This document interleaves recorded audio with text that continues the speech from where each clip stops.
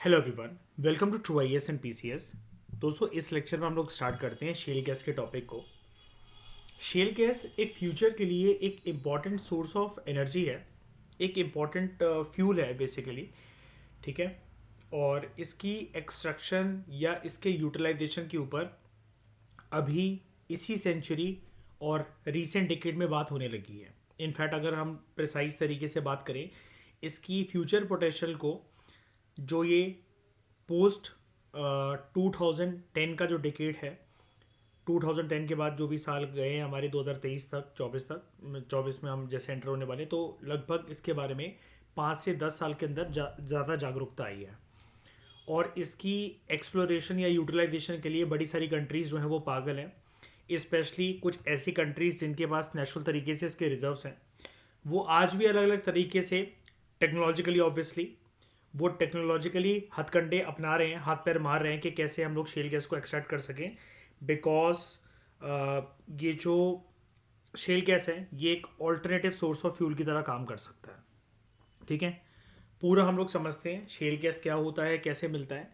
जो भी इसका थ्योरेटिकल फ्रेमवर्क है यहाँ पर वो तो चलो अच्छा दे ही रखा है, लेकिन उसके साथ एक ही डायग्राम बड़ा प्यारा दे रखा है हमारे इस बुक के अंदर श्रेया, जिसमें हम शेल गैस की एक्सट्रैक्शन को काफ़ी डिटेल से समझ सकते हैं। और ये डायग्राम अपने आप में सफिशिएंट है इस टॉपिक को समझने के लिए।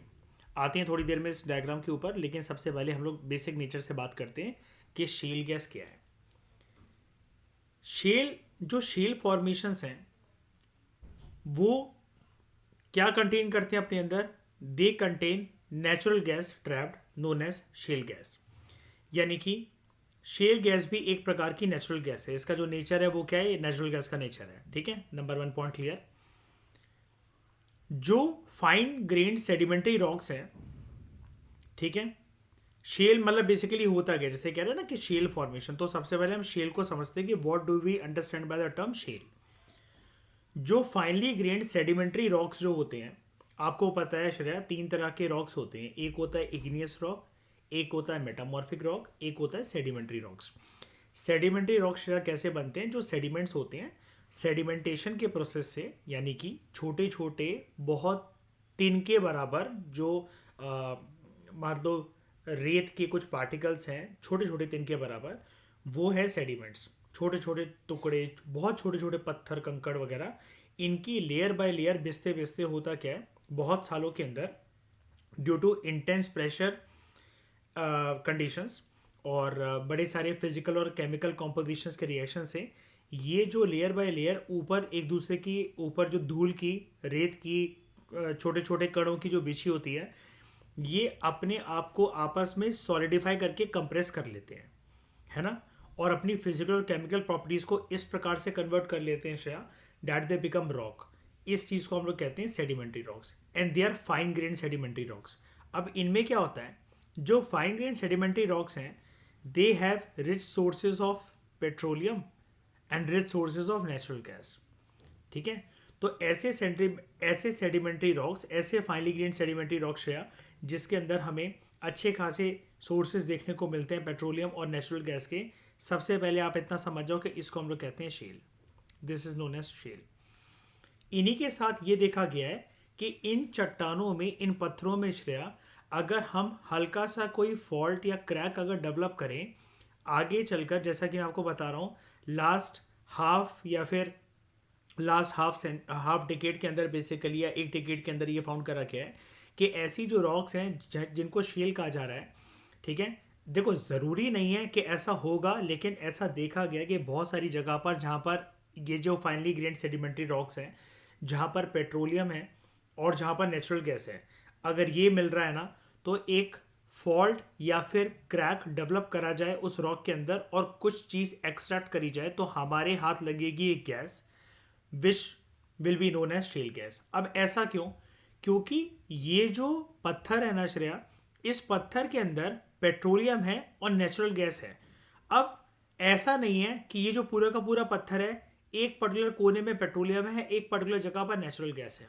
गैस तो ऑटोमेटिकली हर एक जगह पर स्टोर्ड है ही उसके अंदर, और प्लस हमें पेट्रोलियम भी मिल रहा है। तो नेचुरल गैस के अंदर काइंड ऑफ, आप ऐसा मतलब लेमन लैंग्वेज के अंदर मैं बोल रहा हूँ, ऐसा समझ जाओ समझने के लिए, इमेजिनेशन करने के लिए, कि उस पत्थर के अंदर अगर नेचुरल गैस है तो नेचुरल गैस के साथ साथ पेट्रोलियम के इंग्रेडिएंट्स भी शामिल हैं उसके अंदर। और इस प्रकार की गैस को जब आप एक्सट्रैक्ट करोगे तो वो नॉर्मल नेचुरल गैस नहीं है। अब क्योंकि शेल की डेफिनेशन है पेट्रोलियम प्लस नेचुरल गैस जो कि एक फाइनली ग्रेन्ड सेडिमेंट्री रॉक के अंदर मिल रहे हैं, ऐसी गैस को एक्सट्रैक्ट अगर आप करोगे जिस पत्थर के अंदर अगर आपने एक फॉल्ट या क्रैक डेवलप करके जिससे नेचुरल गैस को छीना क्योंकि उसके अंदर पेट्रोलियम भी मौजूद था, तो that will be known as shale gas. अब ऐसा जनरली होता नहीं है कि किसी एक फाइनली ग्रेन्ड सेडिमेंट्री रॉक के अंदर हमें पेट्रोलियम रिजर्व्स मिले। ऐसा बेसिकली हर एक जगह पर पॉसिबल नहीं है। इसलिए शेल गैस आप ये कहो कि आपको हर एक जगह पर मिल ही जाएगी जहां से आप पेट्रोलियम एक्सट्रैक्ट कर रहे हो, तो ऐसा भी संभव नहीं है, ऐसा भी पॉसिबिलिटी नहीं है। ये एक रीसेंट फाइंडिंग है। दुनिया भर में बहुत सारे ऐसे रिजर्व्स, बहुत सारे तो नहीं, दुनिया भर में ऐसे कुछ रिजर्व्स हैं जहां पर शेल गैस की मात्रा भरमार मात्रा में हमें मिलती है। ठीक है, बहुत सारी कंट्रीज इसका फायदा उठा रही हैं, लाइक यूएसए वगैरह। बहुत सारी कंट्रीज ऐसी हैं जो कि टेक्नोलॉजी ऑफर करने के लिए तैयार है दूसरी कंट्री को कि हमें शेल गैस एक्सट्रैक्ट करने तो हम बदले में आपको किराया दे देंगे, वो दे देंगे, क्योंकि इसकी पोटेंशियल है, इसकी फ्यूचर पोटेंशियल काफ़ी ज़्यादा है। बेसिक तरीके से समझ गए शायद कि शेल क्या होते हैं और शेल गैस कैसे एक्सट्रैक्ट करी जाती है, कैसे बनती है, कहाँ मिलती है ना। इसके बारे में इसकी लोकेशन जान गए। ओके, अब देखो क्या है horizontal drilling on combining with hydraulic fracturing. ये कुछ भी नहीं है। देखो, अगर आप इसको समझना चाहो, मैं आपको सिंपल तरीके से यहाँ पर बताता हूँ। ये जो हाइड्रोलिक फ्रैक्चरिंग या हॉरिजॉन्टल ड्रिलिंग जिसको कहा जा रहा है, अभी के लिए आप इतना समझ जाओ, ये हैं हमारे वो shale rocks, finely grained sedimentary rocks. Okay, इसके अंदर श्रेय हमें करना क्या है, एक अपना बनाना है, सिंपल भाषा में मैं बात कर रहा हूँ, एक अब हमें बनाना है एक अपना सेटअप। उस सेटअप जहाँ पर वो बना गया, जहाँ से ये टेक्नोलॉजी के माध्यम से लग रहा है हमें कि यस यहाँ पर शेल गैस मिलने के आसार हैं और ऐसी सेडिमेंट्री रॉक्स अवेलेबल हैं जहाँ पर पेट्रोलियम और नेचुरल गैस उस रॉक के अंदर है।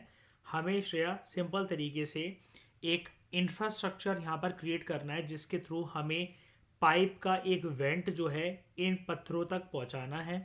ठीक है, और ये हो जाएगी आपकी वर्टिकल ड्रिलिंग। फिर उसके बाद एक हमें जो है हॉरिजॉन्टल तरीके से एक जो पाइप हम ये बिछा रहे हैं, ये हो जाएगी हॉरिजॉन्टल ड्रिलिंग।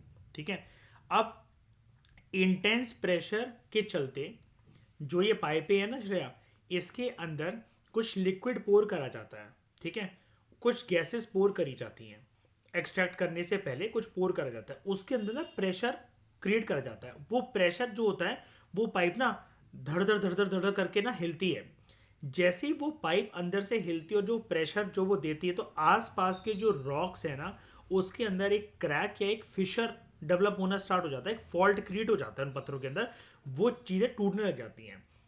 लाइक आप इमेजिन करो कि आप जिस आसपास जो भी आपकी दीवार है, आप जिस भी रूम में अभी बैठे हुए हो, इसके अंदर कोई पाइपें जा रही हैं, पानी की पाइपें जा रही हैं।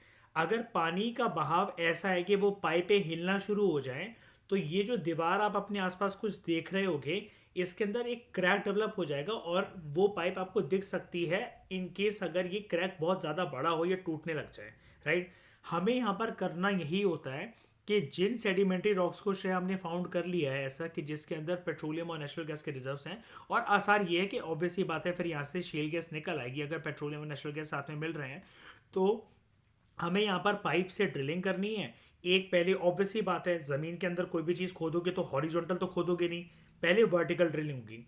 वर्टिकल के बाद जहाँ पर हम उस सतह तक पहुँच गए हैं, उस लेयर तक पहुँच गए हैं जहाँ पर ये finely grained sedimentary rocks available हैं, considering the ingredients imbibed in it in form of natural gas and petroleum, हमें वहाँ पर फिर उस पाइप का एक हॉरिजॉन्टल वेंट जो है वो डेवलप करना पड़ता है, क्रिएट करना पड़ता है। वहाँ पर आपने क्रिएट करा, अब वो ऊपर से प्रेशर जो आप चीज़ों के साथ पटकोगे, अभी हम डिस्कस करेंगे कि वो प्रेशर कैसे डेवलप होता है, उसके लिए क्या डालना पड़ता है उन पाइपों के अंदर।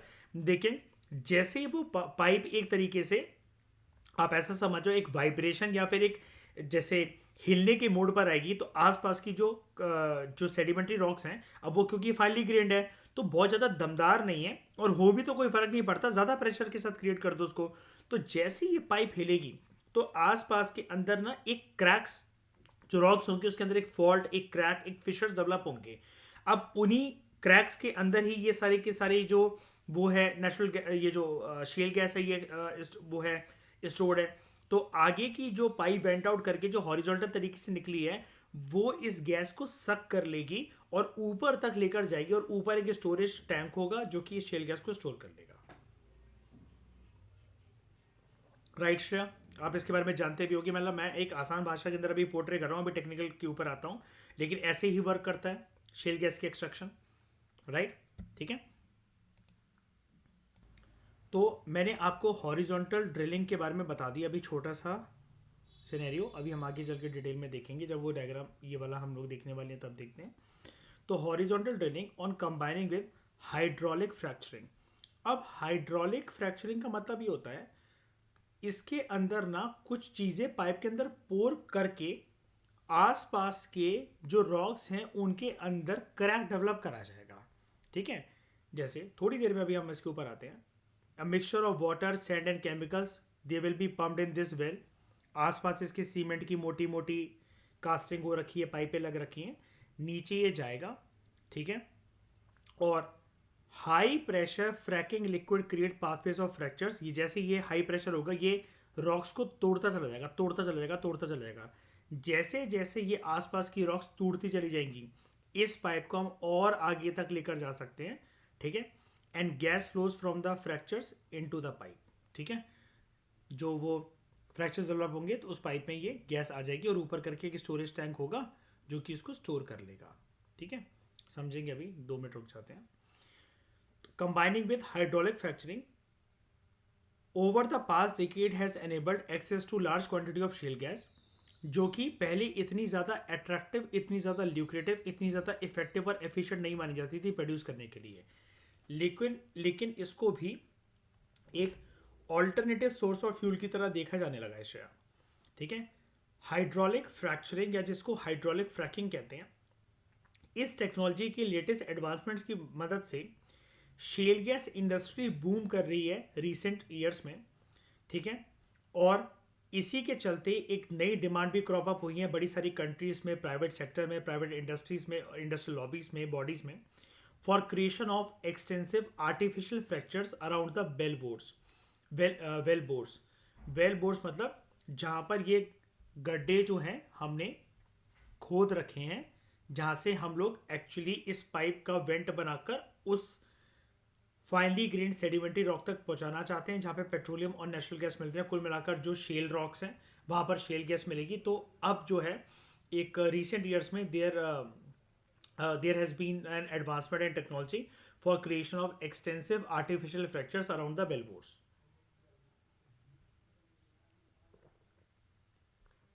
ठीक है, 21st सेंचुरी की स्टार्टिंग से ही शेल गैस जो है, जो शेल गैस है, it has rapidly emerge as important source of natural gas US में, and this attracted efforts to seek potential shale gas in other parts of the world also.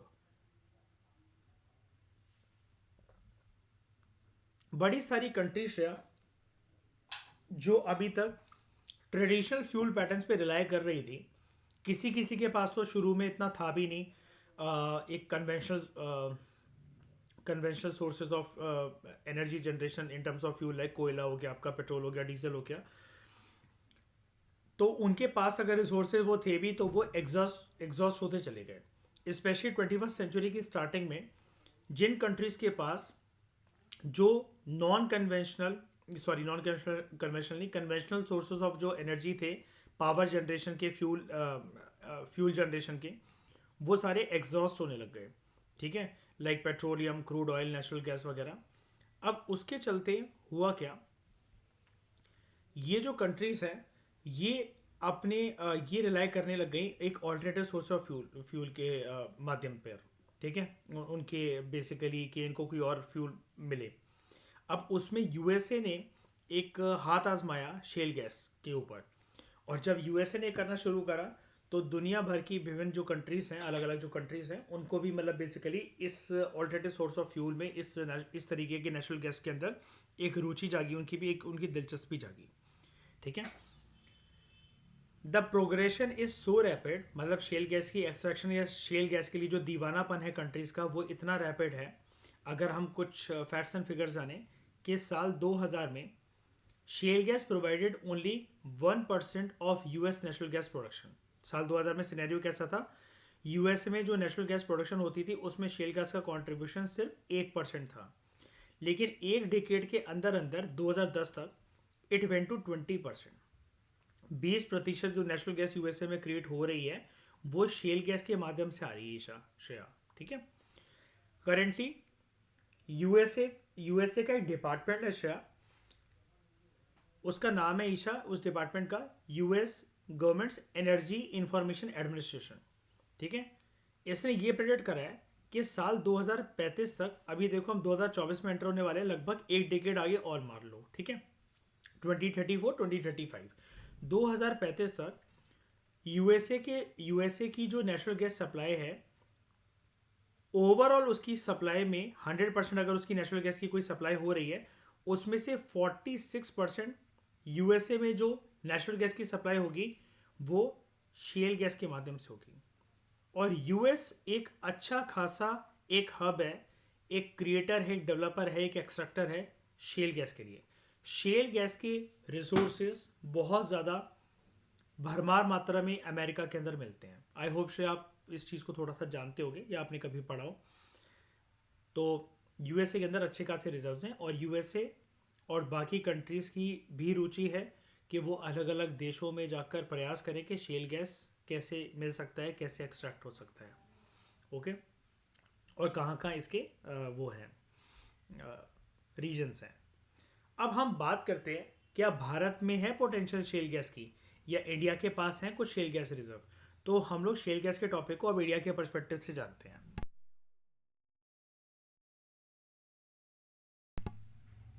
देखो, एक ना policy आई थी हमारे देश में, उसका एक टाइटल था, आप इसको रिपोर्ट कह सकते हो kind of, shale gas in India, look before you leave. कुछ चीज़ें पहले हमें समझनी पड़ेंगी इस सेक्टर में जंप करने से पहले।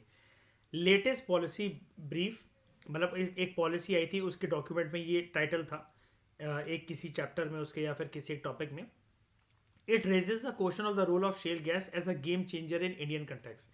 कि अगर हम बात करें कि शेल गैस के रिजर्व्स अगर भारत में मिल भी जाएं, क्या ये टेक्नोलॉजिकली कॉस्ट इफेक्टिव होगा, या फिर अगर हम बात करें इकोनॉमिकली एंड फ्यूल वाइज, तो क्या ये एक ऑल्टरनेटिव सोर्स ऑफ फ्यूल बन सकता है, या फिर एक अच्छा माध्यम होगा क्या नेचुरल गैस के एक एडवांस वर्जन, एक तरीके से है तो नेचुरल गैस ही, नेचुरल गैस के एडवांस वर्जन को in the name of shale gas इसको यूटिलाइज करना क्या सही रहेगा क्या, या फिर ये जो एक ऑल्टरनेटिव सोर्स ऑफ फ्यूल है शेल गैस, अगर भारत में मिल जाए, हम इसको एक्सेप्ट करें, ये गेम चेंजर कैसे साबित हो सकता है हमारी इंडियन इकोनॉमी के लिए।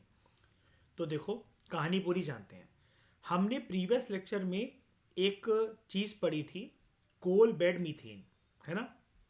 कोल बेड मीथेन, या शॉर्ट में अगर आप इसको एब्रीविएशन वाइज बोलो तो सीबीएम, कभी कभार इसको हम लोग एक और नाम से बोलते हैं स्वीट गैस।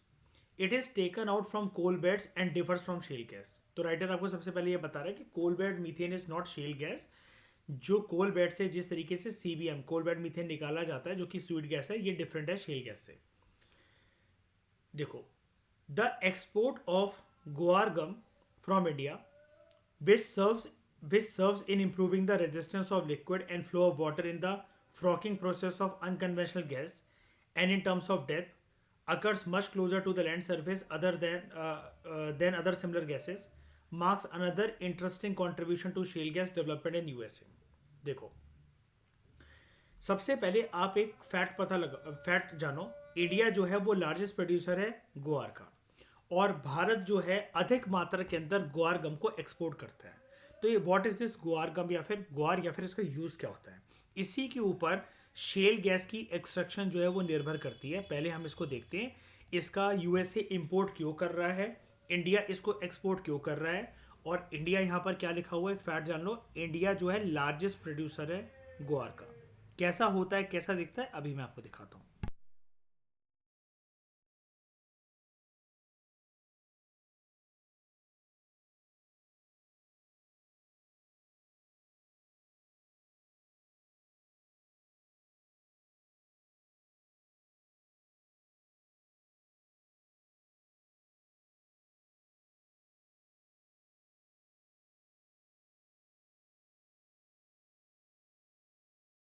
देखो, एक प्रकार से जैसे आप एक टर्म समझते हो ना, जैसे फलियां होती हैं, ठीक है, फली की सब्जी होती है जैसे, ये है वो ग्वार, ठीक है।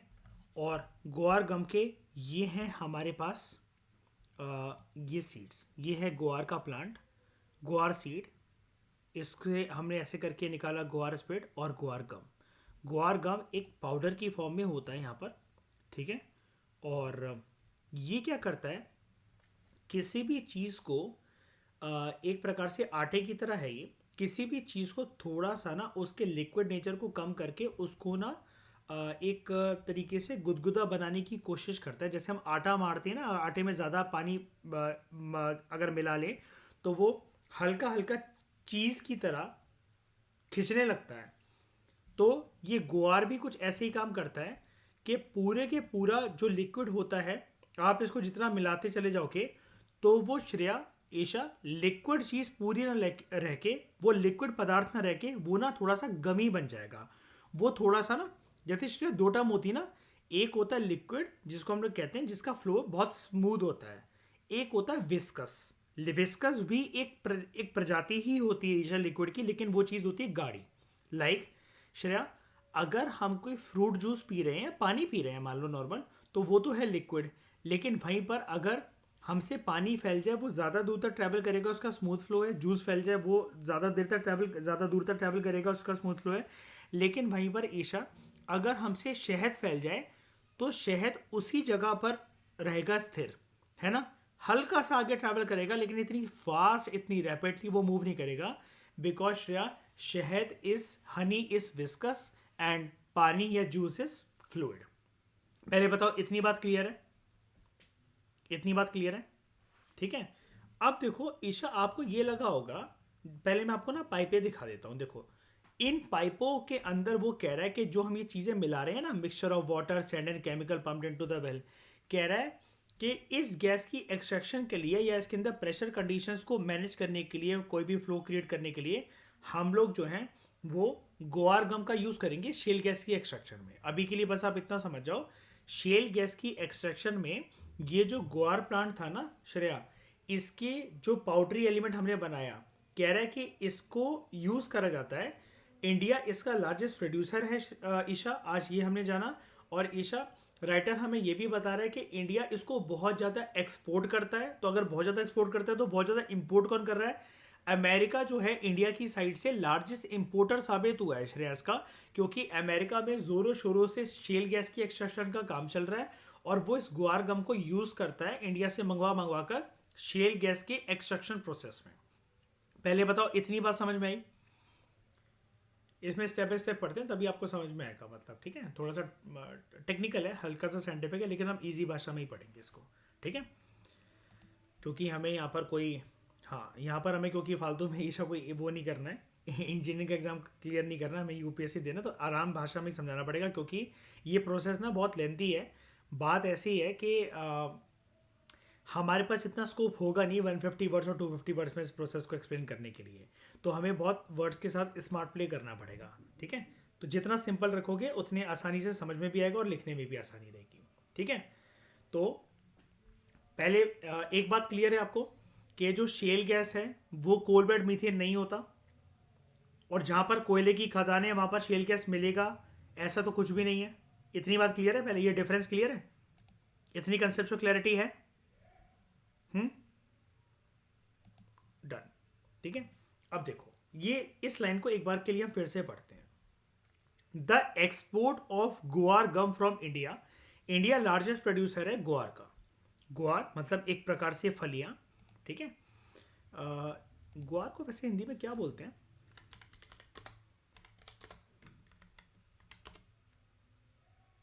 अच्छा, गुआर ही है ये, तो फिर इंग्लिश में क्या बोलते हैं? Cluster bean, okay. ये भी एक लेग्यूम प्लांट है।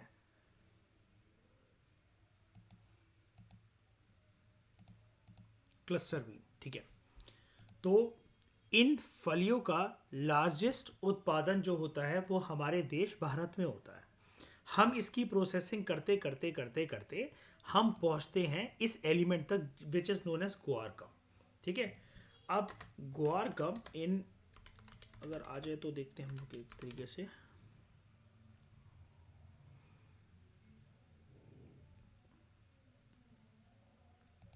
इसका अगर आप ये देखो, ये ऑयल एक्सप्लोरेशन सेक्टर में इस गुआर गम का यूज होता है।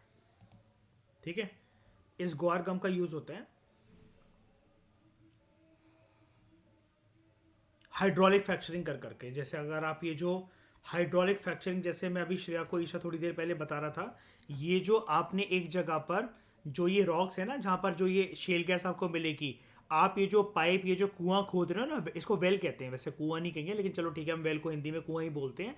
तो ये जो गड्ढा, ये जो पाइप या जो एक वेंट क्रिएट आप कर रहे हो ना, यहाँ पर जो है इसको हाइड्रोलिक फ्रैक्चरिंग बोलते हैं। ठीक है, तो अब इसको आप आराम से जानो। Export of guar gum from India, India largest producer है गुआर का। अब ये गुआर गम यूज कहाँ हो रही है? Which serves in improving the resistance of liquid and flow of water in the fracking process of unconventional gas. यानी कि यहां पर बात ऑब्वियसली शेल गैस की हो रही है। शेल गैस को एक्सट्रैक्ट करने के लिए या शेल गैस की डेप्थ तक पहुंचने के लिए, जहां पर ये शेल है, शेल अभी मैंने आपको ऊपर क्या बताया, शेल वो पत्थर है, वो जगह है, वो फाइनली ग्रेन्ड आपका जो सेडिमेंट्री रॉक है वो है। वहां पर आपको पेट्रोलियम और नेचुरल गैस के रिजर्व मिल रहे हैं, और जिस जगह पर अगर आपको ऐसी गैस एक्सट्रैक्ट करते हो तो वो हो जाएगा शेल गैस। तो यहां पर क्या है, it serves in improving the resistance of liquid and flow of water. ठीक है, in the fracking process of unconventional gas. ये जो हाइड्रोलिक प्रोसेसिंग आप कर रहे हो ना, इसकी यहाँ पर जाते जाते जो गड्ढा बनाकर, आप छेद बनाकर, आप पहले वर्टिकल ड्रिलिंग कर रहे हो, फिर हॉरिजॉन्टल ड्रिलिंग कर रहे हो, ये है आपका फ्रॉकिंग प्रोसेस, जहां पर आप इस अनकन्वेंशनल गैस यानी कि शेल गैस को निकालने की कोशिश कर रहे हो। आप ना इस पाइपों के अंदर क्या करते हो, देखो ये वाली बात आपको भी पता है। मैं एक चीज आपको आराम से बताता हूं। आपके घर में या कहीं पर भी, जैसे ईशा, कभी भी आपने हैंडपंप खुदता हुआ देखा हो या बोरिंग वाली जो मोटर होती है वो खुदती हुई देखी हो, तो श्रेया, जब अपना घर बन रहा होता है तो सबसे पहले क्या करा जाता है कि बोरिंग का पानी जहाँ से निकलेगा, जहाँ से 24 घंटे पानी आएगा, जहाँ से वो पंप क्रिएट करा जाएगा, नीचे जो एक सक्शन चेम्बर क्रिएट करा जाएगा, तो उसके लिए पहले आपको वो पाइप वहाँ तक पहुँचानी पड़ेगी। तो ईशा, जब भी बोरिंग की मोटर या बोरिंग का ये जो प्रोसेस हमारे यहाँ चलता है, हम सबसे पहले क्या करते हैं, सबसे पहले श्रेया हम ऐसा समझते हैं कि शेल गैस को हम ना मैन पावर के थ्रू निकाल रहे हैं। तो एक ज़मीन है, हमारा वरांडा है एक, जहाँ से ग्राउंड फ्लोर का वरांडा है, आंगन है हमारा कोई, वहाँ पर, वहाँ से हम, हमारे चांसेस ये हैं कि यहाँ से बोरिंग का पानी निकलेगा, यहाँ से मतलब पानी मिलेगा अंडरग्राउंड वाटर, यहाँ से हम बोरिंग की मोटर लगवाने वाले हैं। आपने और मैंने श्रेया क्या करा ईशा, वहाँ पर हम लोग हथौड़ा लेकर आए और आज पूरे दिन तक ज़मीन पर हथौड़ा मारते रहे। ओके, सारी की सारी टाइलें या फिर जो भी वो पत्थर लगा हुआ था वो चटक गया, टूट गया। अब हमें क्या करना है, एक बड़ी सी हमने पाइप डाली, और नीचे तो और भी पत्थर हैं फिर तो ज़मीन के नीचे, हमने बड़ी सी पाइप डाली और उसके अंदर हम उसको ना खींच रहे हैं किसी चीज़ से। जैसे कि आपने बोरिंग के मोटर जो लगाने आते हैं, आपने उनको देखा होगा ईशा, वो उसके अंदर श्रेया क्या करते हैं, वो बार बार पानी डालते रहते हैं, और वो पानी डालने के बाद फिर उसको अंदर बाहर अंदर बाहर अंदर बाहर खींचते रहते हैं एक चीज़ के, लोहे की चीज़ को, ताकि नीचे जाते जाते वो अपनी डेप्थ क्रिएट कर सके। और जो लिक्विड है ना, लिक्विड क्या करेगा, नीचे के पत्थरों को तोड़ तोड़ कर, चटका चटका कर जगह बनाकर देगा उस वेंट को, उस पाइप को, ताकि वो चीज ना जितनी ज्यादा नीचे है वो जा सके। ऐसा करते करते करते ईशा, होता क्या है श्रेया, क्या होता है कि जब आप पाइप में ऐसे करके पानी डालते हो और फिर अंदर जाकर उसको दोबारा ऊपर पुल कर रहे हो, फिर अंदर भेजकर उसको दोबारा ऊपर पुल कर रहे हो, आपने अक्सर देखा होगा 3 से 4 दिनों के लिए किसी किसी के, जहां पर अंडरग्राउंड वाटर बहुत नीचे चला गया होता है, राजस्थान जैसे इलाकों में या फिर बहुत सारी जगह पर ये समस्या हो जाती है कि भाई आप बोरिंग की मोटर अगर खुदवाते हो तो उस केस में अगर अंडरग्राउंड वाटर बहुत ज़्यादा नीचे चला गया है, 3 से 4 दिन तक पानी ना निकलते हुए सिर्फ और सिर्फ कीचड़ निकल रहा होता है, राइट। जब बोरिंग की मोटर हम लोग बनवाते हैं तो 3 से 4 दिन तक सिर्फ उस जगह पर कीचड़ ही कीचड़ निकल रहा होता है, और जैसे वो जो कीचड़ है जितना पानी वाले पदार्थ के साथ मिक्स होता चला जाता है, आई रिपीट, ये चीज शेल गैस में भी, शेल गैस की एक्सट्रैक्शन या किसी भी चीज के एक्सट्रैक्शन में देखने को हमें मिलती है। जैसे ही वो कीचड़ जो है थिक से ज्यादा लिक्विडी होता चला जा रहा है, वो और ज्यादा विस्कस से एक लिक्विड नेचर का बनता चला जा रहा है, तो आप समझ जाओ आप उतना ज्यादा पानी के करीब पहुंचते चले जा रहे हो। और फिर एक टाइम ऐसा आता है कि सिर्फ वो कीचड़ वाला पानी ही फिर वो बाहर आ रहा होता है, फिर वो कीचड़ बाहर नहीं आ रहा होता है, and you are ready to drill a motor, boring की मोटर, ठीक है, जहां से आपको मतलब एक जो अंडरग्राउंड जो पानी था उसका वाटर टेबल आपको मिल गया, राइट। ऐसे ही होता है यहां पर प्रोसेस। अब यहां पर क्या होता है शेल गैस की एक्सट्रैक्शन में भी शायद, जैसे कि मैं बता रहा था आपको, आप इमेजिन करो कि आप लोग मैन पावर से वाला काम कर रहे हैं, हमें ऊपर से ना लिक्विड पोर करना होता है ताकि श्रेया हम ना इस फाइनली ग्रेन्ड सेडिमेंट्री रॉक के अंदर जगह बना बनाकर नीचे तक जा सकें और उस लेयर तक हम पहुंच सकें। तो हमें लिक्विड जो है वो डालना होता है, पोर करना होता है यहाँ पर। अब अगर ये वाली बात अगर समझ में आई है तो इस लाइन को अगर आप पढ़ो, ये देखो ऊपर से हमने ईशा क्या करा कि ये एक पूरा सेटअप बनाया, ये एक पूरा सेटअप बनाया। यहां पर हमने एक पाइप जो है, यह जो एक वेल है, इसकी सीमेंटिंग कास्टिंग करी या जो भी करके इंफ्रास्ट्रक्चर क्रिएट करा यहां पर हमने, ठीक है। अब इसके अंदर एकदम से तो ऐसा है नहीं श्रेया, कोई जगह तो है नहीं धरती के अंदर कि आराम से रास्ता जा रहा है उस रॉक तक, आराम से शेल गैस जा जाकर एक बंदा जो है वो जाकर लाएगा और बाल्टी में भर के ले आएगा। हमें वो रास्ता बनाना पड़ेगा। हमें ईशा जगह तो पता लग गई है, लेकिन शेल गैस के साथ दिक्कत क्या है श्रेया, वो शेल्स में स्टोर्ड है, वो पत्थरों में चट्टानों में स्टोर्ड है। और गैस एक ऐसी है जिसको अच्छे से अगर स्टोर नहीं करा गया तो उसने तो हवा में उड़ जाना है, मिट जाना है, ठीक है। तो उसको हमें अच्छे से स्टोर कर कर लाना है। इसके लिए जब हम जो जगह बना रहे हैं उसके अंदर हमें नीचे नीचे धीरे धीरे करते करते पत्थरों को तोड़ते हुए रास्ता बनाना पड़ेगा। उस रास्ते को बनाने के लिए we need a mixture of water, sand and chemicals, जो कि इस वेल में पंप करे जाएंगे। क्यों करे जाएंगे? ताकि ये फाइनली ग्रेन्ड सेडिमेंट्री रॉक्स को तोड़ तोड़कर अपना रास्ता बना सके और ये पाइप जितनी आगे लेकर जाना चाह रहा है, जो वो इंजीनियर है या उनकी जो टीम है या कोई भी जो इसकी प्रोसेसिंग कर रहे हैं, वो वहां तक जो रेक्विजिट जो डेस्टिनेशन है जमीन के अंदर वहां तक उसको लेकर जाए, राइट। तो जिस तरीके से बोरिंग की मोटर खुदती है, जहां पर हमें पानी डाल डालकर फिर एक चीज ऊपर खींचनी पड़ती है, फिर पानी डालना पड़ता है, फिर ऊपर खींचना पड़ता है उसको, तो हमें रास्ता बनाने के लिए ये पानी और केमिकल्स और ये थोड़ी सी रेत तो डालनी पड़ेगी ना, ताकि हम फ्रिक्शन की मदद से और चट्टानों को तोड़ तोड़कर आगे बढ़ सकें, राइट श्रेया, है ना, है कि नहीं ईशा? क्लियर हुआ इतना? अब यहां पर आगे क्या होता है, देखो जब हम ये लिक्विड डाल रहे हैं तो ये लिक्विड बहुत ज्यादा नहीं होना चाहिए, बहुत कम भी नहीं होना चाहिए। बोरिंग की मोटर खुदवाने का या फिर इस प्रकार के गड्ढे के स्ट्रक्चर, मतलब जो गड्ढा खोदकर जो एक स्ट्रक्चर क्रिएट करा जा रहा है, जो पाइप डाली जा रही है, इसका मतलब ये थोड़ी ना ईशा हम उस गड्ढे के अंदर पूरा पानी का पानी भर दें, उसको स्विमिंग पूल बना दें। बिल्कुल, हमें बेसिकली पानी का सहारा यहां पर श्रेया चाहिए आगे का रास्ता बनाने के लिए, जो कि मेरा लगातार ये वाला पॉइंट चल रहा है, इस चीज के ऊपर मैं लगातार एम्फोसाइज कर रहा हूं। हमें आगे का रास्ता बनाना है, उन चट्टानों को तोड़ तोड़कर हमें आगे की तरफ जाना है। अब कभी कभार श्रेया क्या होता है इस प्रोसेस के अंदर ना, कभी कभार लिक्विड ज्यादा डल जाता है, वो केमिकल ज्यादा डल जाते हैं, तो अब लिक्विड को कंट्रोल करना पड़ेगा, राइट, है कि नहीं ऐसा श्रेया ईशा? हमें उस लिक्विड को कंट्रोल करना पड़ेगा। वो क्योंकि हम लोग यहाँ पर नॉर्मल कोई चीज ऐसी वैसी नहीं निकाल रहे, हम लोग शेल गैस निकाल रहे हो। मैंने अभी आपको बार बार बता रहा हूं कि अगर उसको अच्छे से एक्सट्रैक्ट नहीं करा गया तो वो सिर्फ एक गैस है, उसने 2 मिनट में घुल जाना है, 2 मिनट में मिट जाना है, उसकी हस्ती मिटने में टाइम नहीं लगेगा। अब इस लिक्विड को कंट्रोल करने के लिए, जो कि इस पाइप के थ्रू ये जो जा रही है और जो गैस फ्लो होगा, हमें इसी को कंट्रोल करने के लिए यहाँ पर जो है ये देखो, अब आप ये चीज देखो, ये जो ग्वार गम जो थी ना, ये डाली जाती है, which serves in improving the resistance of liquid and flow of water in the fracking process. कभी कभार वो जो लिक्विड अंदर गया होता है ना, वो नीचे इंटेंस प्रेशर है, तो वो जो प्रेशर है ना श्रेया, अंदर का जो प्रेशर है, धरती के अंदर जो प्रेशर है, वो कभी कभार ना रिवर्ट बैक करता है, तो ऊपर ना सरफेस पर, सतह पर जहां से आपने पाइप डाली है ना, तो वो ऐसा होता है कि जैसे लावा या फिर वो ना बहुत हाई प्रेशर से निकल निकल कर बाहर आ रहा हो। और शायद आई थिंक आप इस प्रोसेस के बारे में जानते भी होगे। ये जो हाइड्रोलिक फ्रैक्चरिंग का प्रोसेस होता है, कभी भी जब हम केमिकल से लिक्विड जब पोर करते हैं ना धरती के अंदर, कभी कभार वो ना रिवर्ट बैक करता है बहुत बुरी तरीके से। बहुत ज़्यादा अंदर ना जाने की वजह से वो बाहर आता चलता है बहुत इंटेंस प्रेशर से। ऐसा गाड़ियों में भी होता है, हर चीज़ में होता है। Kick, very good.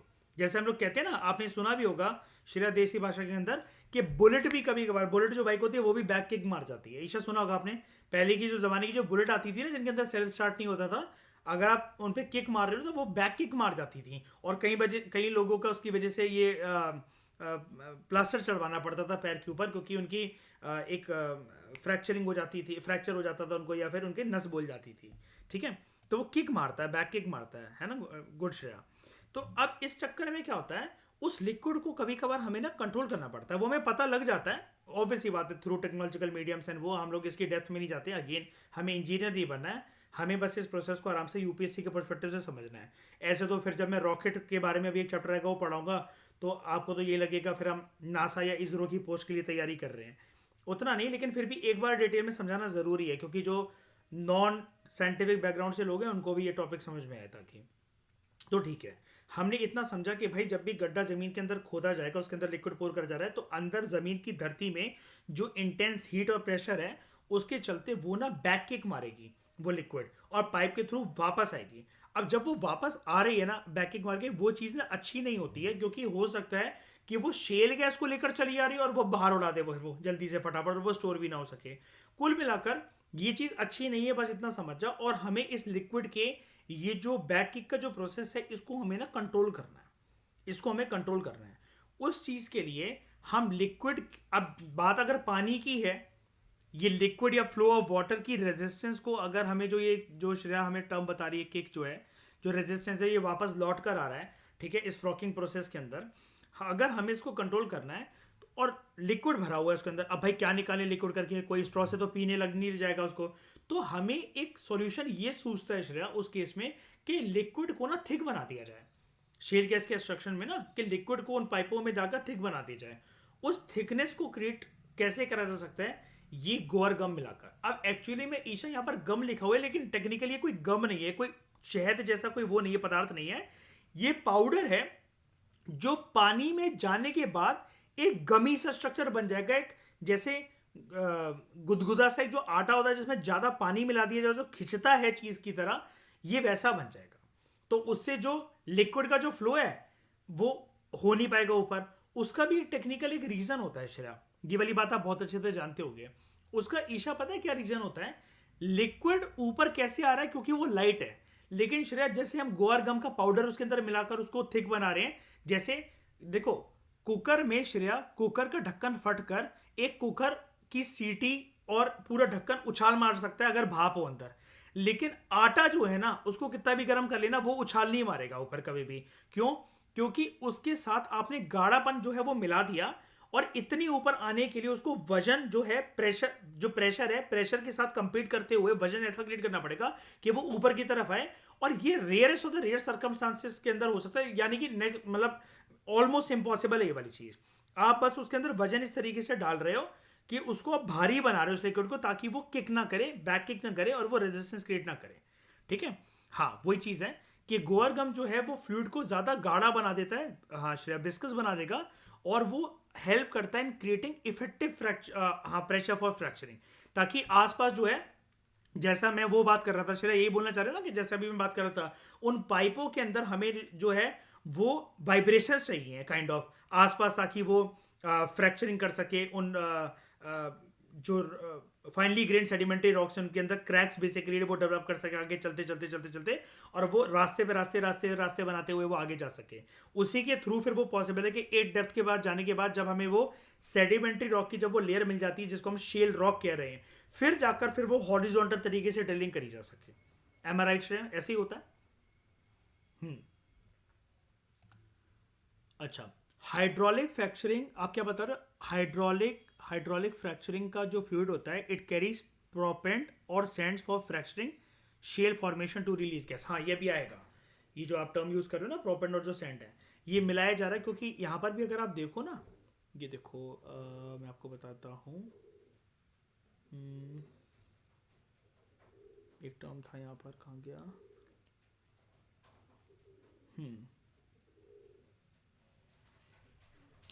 ये देखो, mixture of water sand and chemicals pumped into the well. तो ये जब ये जाएगा ना, जब ये यहाँ पर, तो ऑब्वियस ही बात है, ये देखो, इसको जूम कर देते हैं जरा। High pressure fracking fluid creates pathways of fractures within the shale formation, while sand is used to keep these fractures propped open, जिसके माध्यम से जब ये गैस श्रेय वापस जाएगी, ठीक है, तो ये एक टैंक जो ऊपर होगा वो उसको फिर ये स्टोर कर लेगा, है ना। इतनी चीज ईशा आपको समझ में आई? ठीक है, उसके बाद देखते हैं इसको। and in terms of depth and in terms of depth occurs much closer to the land surface than other similar gases। और जो गैसेस होती है ना, उसके कंपैरिजन में हमें शेल तक पहुंचने के लिए ये वाली मेहनत मुशक्कत करनी पड़ती है। लिक्विड यहां पर रेजिस्ट करता है। लिक्विड यहां पर पता है ज्यादा रेजिस्ट क्यों करता है? वैसे देखो श्रेया, आप एक चीज बहुत अच्छे से जानते हो कि जमीन के अंदर किसी भी प्रकार की खुदाई अगर करोगे तो वो लिक्विड रेजिस्ट करेगा। हाँ, लिक्विड अगर डालोगे तो वो रेजिस्ट करेगा, लेकिन हर केस में ऐसा नहीं होगा। हम जब बोरिंग की मोटर जब वो खुदवाते हैं तो ऐसा तो नहीं है कि कोई केस सुने भी नहीं होंगे आपने कि कोई नीचे से कोई वो जो है वो रेजिस्ट हो रहा है या जो भी हो रहा है। एक्चुअली क्या है कि जिस जगह पर धरती के नीचे जितना ज़्यादा स्टीम या फिर जो प्रेशर होता है ना, वो एक्चुअली इसको ऊपर की तरफ भेजने की कोशिश करता है ना। इट इज़ जस्ट लाइक आप यहां से फोर्स मार रहे हो, वो नीचे से फोर्स मार रहा है, तो एक वो मतलब काइंड ऑफ एक ऐसा एक वेंट क्रिएट हो रहा है जिससे वो आपको धक्का मार रहा है पीछे की तरफ, ठीक है। और वो ऐसा इसलिए क्योंकि यहां पर गैस है। जिस भी जगह पर धरती में कहीं पर भी अंदर एक भाप या फिर एक जो गैस होती है तो वो प्रेशर क्रिएट करती है, और प्रेशर हमेशा काम ये करता है कि वो आपको धक्का मारेगा। ये चीज हो जाती है यहां पर, है ना। ये कोई नॉर्मल रॉक तो है नहीं श्रेया कि हम कोई विस्कस नेचर का कोई क्रूड ऑयल तो निकाल नहीं रहे हैं। यहां पर हम ऐसी जगह पर गए हैं, हम क्रैक्स फिशर्स के थ्रू ऐसा वेंट बना रहे हैं, ऐसी पाइप बना रहे हैं जो कि डायरेक्टली उस गैस तक पहुंच रहा है। और जहां गैस है वहां प्रेशर है, जहां प्रेशर है वहां धक्का लगेगा। लिक्विड डाल रहे हो तो धक्का वापस की तरफ आएगा, और उसको गाढ़ा बनाने के लिए हम गोरगम यूज कर रहे हैं। राइट श्रेया, है ना। तो ईशा इतनी क्लैरिटी तो आपको मिल गई होगी अच्छे से। It occurs much closer to the land surface and other similar gases, and it marks another interesting contribution to shale gas development in USA. तो इस तरीके से यूएसए जो है ये उसका मकसद है। अब वो इंपोर्ट क्यों कर रहा है शेल गैस की एक्सट्रैक्शन? यूएसए मतलब मैं कह रहा हूँ कि गोरगम को इंपोर्ट क्यों कर रहा है इतना ज्यादा?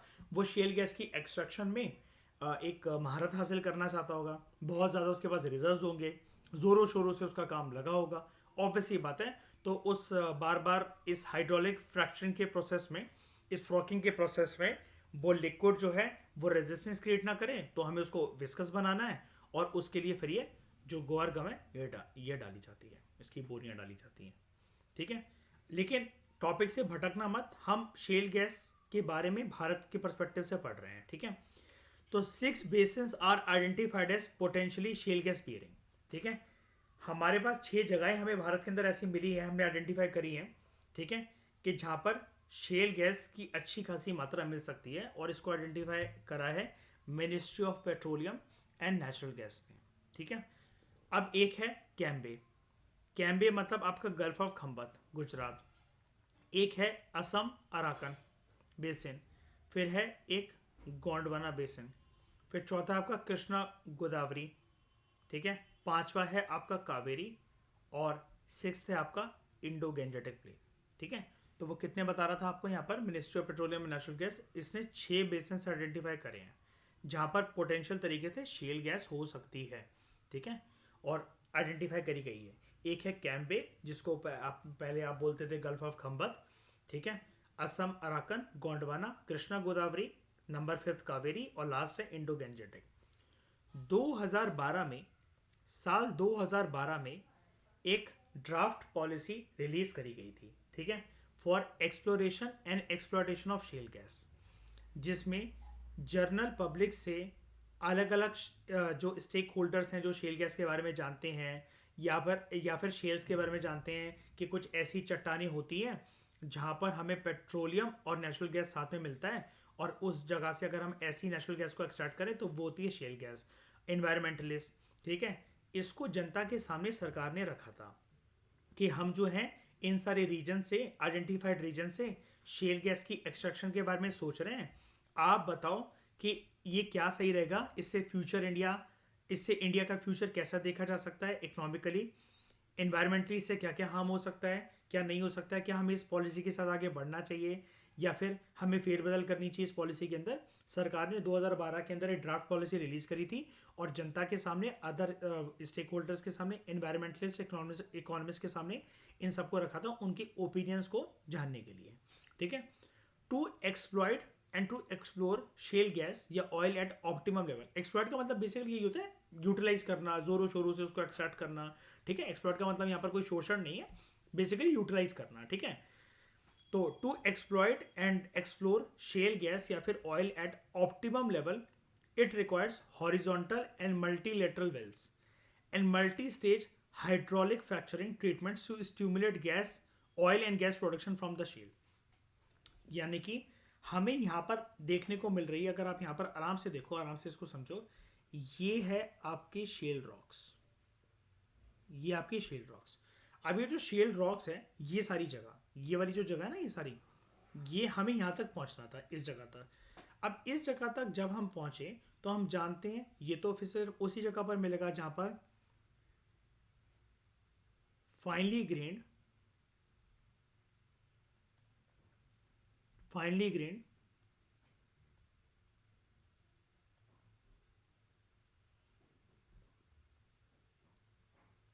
सेडिमेंट्री रॉक्स अवेलेबल हो, और वो सेडिमेंट्री रॉक्स ऐसे होने चाहिए जहां पर आपको एक मिल रहे हैं पेट्रोलियम रिजर्व्स भी, और एक आपको उसके साथ मिल रहा है नेचुरल गैस।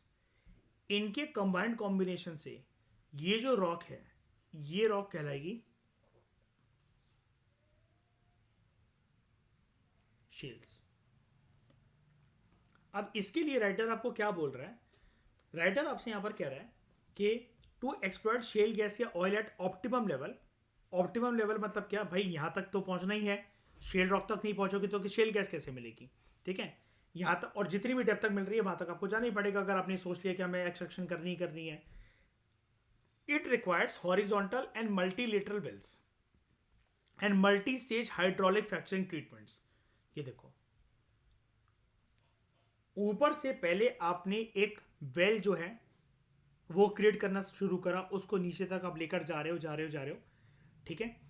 उसके बाद यहां तक आप गए, आप ये शेल रॉक तक पहुंच गए, और उसके बाद आप यहां से अगर इस पाइप को वर्टिकल रखते, इसका भी एक रीजन होता है कि हमने इसको जो है वो हॉरिजॉन्टल नेचर क्यों देती है इसको।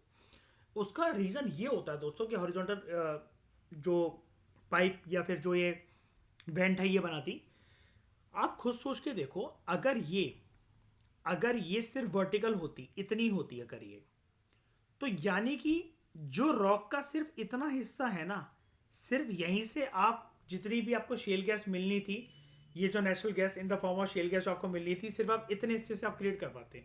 फिर आप यहां के लिए क्या फिर ऊपर से दोबारा से अलग पाइप खोदोगे, इधर के लिए फिर अलग से पाइप लोगे, इधर के अलग से पाइप लोगे, तो ऐसे तो फिर आप इन सारी जगह पर पाइप ही खोदते रह जाओगे, यहां पर, यहां पर, यहां पर, यहां पर, यहां पर, ऐसे करते हुए। तो ये तो कॉस्ट इफेक्टिव तरीका नहीं है, और ये बेवकूफ़ी है, ये तो देखने वाला कोई भी बता देगा अगर उसको एक बार अगर समझाया जाए तो, है ना। तो हम क्या करते हैं, जिस जगह पर हमें रॉक मिल जाती है, हम टेक्नोलॉजी के माध्यम से एंड विथ रिक्विजिट इंजीनियरिंग हम क्या करते हैं कि हम ना इस नेचर में, इस जोन में पहुंचने के बाद इसके नेचर को हम वर्टिकल से हॉरिजॉन्टल कर देते हैं। अब उसमें क्या होता है, इतनी पूरी लाइन में जो हमें शेल गैस मिल सकती है यहाँ से यहाँ तक, मतलब पूरी की पूरी, वो एक जगह से स्टोर होते होते होते होते यहाँ तक पहुँच जाएगी और फिर वो ऊपर जाके वो स्टोर हो जाएगी।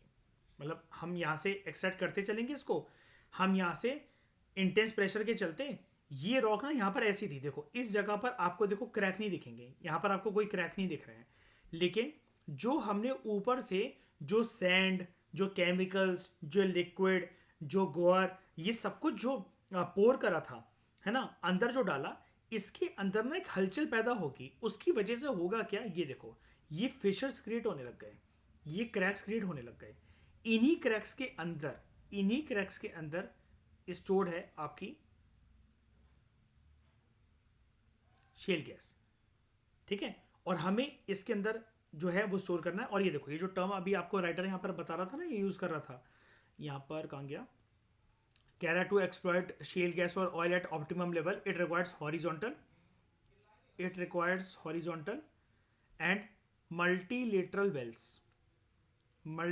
Wales and multi stage hydraulic fracturing तो आप समझ गए, ताकि hydraulic fracturing treatments to stimulate oil and gas production from the shale. अब यहाँ पर आप देखो ये है मल्टी फ्रैक्चर हॉरिजॉन्टल ड्रिलिंग, यहाँ फ्रैक्चर क्रिएट करे, यहाँ फ्रैक्चर क्रिएट करे, यहाँ फ्रैक्चर क्रिएट करे, इन सारी जगहों से गैस को बढ़ते बढ़ते बढ़ते बढ़ते बढ़ते बढ़ते बढ़ते बढ़ते फिर हम ऊपर पहुंचा रहे हैं, इन सारे क्रैक से करते हुए। राइट श्रेया, ऐसे ही वर्क करता है प्रोसेस, आसान भाषा में, मतलब अब टेक्निकली तो देखो बहुत सारी चीज़ें होती हैं इसके साथ एसोसिएटेड, ठीक है, it is easier said than done, लेकिन फिर भी एक बार समझने के लिए इतना काफ़ी है यहाँ पर, ठीक है।